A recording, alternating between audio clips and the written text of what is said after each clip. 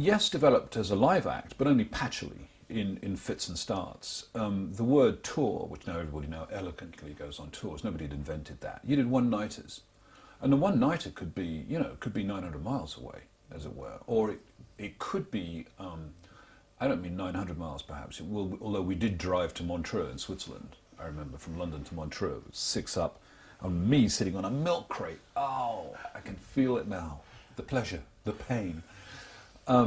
And the gigs were often one-nighters. There was no money for hotels, so there would be a scary ride. We were late because Squire was late out of the bathroom. We'd be late leaving London. We'd actually run red lights in the north of England, which terrified the heck out of me. We would then pack up and do all the things that musicians do and drink too much until about 2 in the morning, and then drive back with no central reservation. In the motorway system, they hadn't developed a central barrier. So what was happening was people were dying crossing the roads. This time at 4 in the morning, everybody's falling asleep. Nobody knew that you fell asleep. So this guy, Martin Lamble, aged 19, my age exactly, a blonde drummer, nice guy, from Fairport Convention, dies, right, in a road crash. I said, to hell with this. I'm out of this. This is too dangerous for words. Because, we'd wake up crossing, the A1M had roundabouts. You'd wake up like this on a start as the curbs hit the roundabout because John's fallen asleep. Didn't Chris talk about wreck a car or van? We were quite good at wrecking cars and vans, and I remember swapping places with Chris, who'd crashed a car, to take the insurance rap for myself. He couldn't have any more insurance claims, so I took the rap for the insurance thing. I mean, life was suicidal doing it. So I said, I'm going to travel on my own. Forget it, you guys. I'm going to travel. I'm going to make my own arrangements. Next gig's in Amsterdam. So I go there a day early. I take the plane or the boat or whatever it is, and I'm waiting and I'm waiting and I'm waiting. Sound check now. Amsterdam, no band. Where's the band? Damn me, if they haven't left the road. They've left the highway at 50 miles an hour, gone down a ditch, ploughed into earthworks, happily. Not earthworks, the band. But ploughed into mud and soil. And they're all down the police station. Couldn't believe it. So travel was positively suicidal. So that's how we started. We started patchily. But I know you didn't want to know about that. And we started patchily because they were one-nighters. And they were one-nighters that cost us too much to do. So every time we played, we just increased the debt. We were permanently short of money. And it was just very, very lucky that we hung in there. Yeah. It is amazing that we managed to hang together long enough to make any music at all, I think. And I'm still surprised, really, how that was possible. But I think intuitively we must have sensed that there was something happening or about to happen, I think.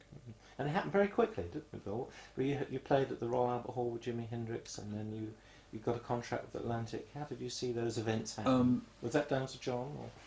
The beginning of the band was kind of a blur of events happening pretty quickly, mostly based with John, hustling out work, interesting work, often at clubs. There was a great club of the day called Blazes, and I seem to remember we got a gig there because Sly and the Family Stone had cancelled. We seemed to play the Albert Hall quite a bit with various bands, and then a record contract came so quickly and so thin. And this record company was the contract was about 5 pages long. I don't even remember signing it. We never looked for a record contract. There was just always a record contract there. I understand nowadays you have to work a lot harder to find a record deal. In those days, there were so many bands and so many groups, and to put it in context, you must understand the industry was pretty much trebling in size per annum. So everybody was robbing everybody blind, everybody was making a profit, nobody cared. If you stole from me, I didn't care. Why? Because I'm making more money next year. So nobody really minded. I just signed any old bit of paper and got going. A terrific burst of energy to start with, and then a very slow period.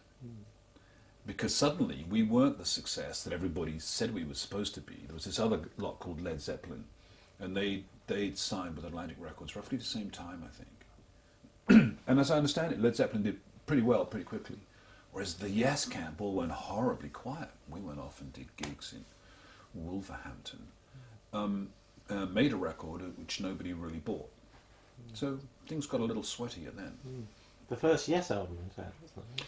Yes, that's right. My memory of this is it's not that I've forgotten. It's just that I was phenomenally ignorant about, so ignorant that I can't tell you how ignorant I was about what a record deal was, what song publishing rights were, about how you sold record. I didn't even know whether Atlantic Records was from England or America. I mean, I didn't know, and I didn't care, because I had another agenda, which was to be a good drummer, which was what I was interested in. I wasn't interested in the summer of love. So the business side of it passed you by. The business side of it passed me by completely. Just so long as we were still working,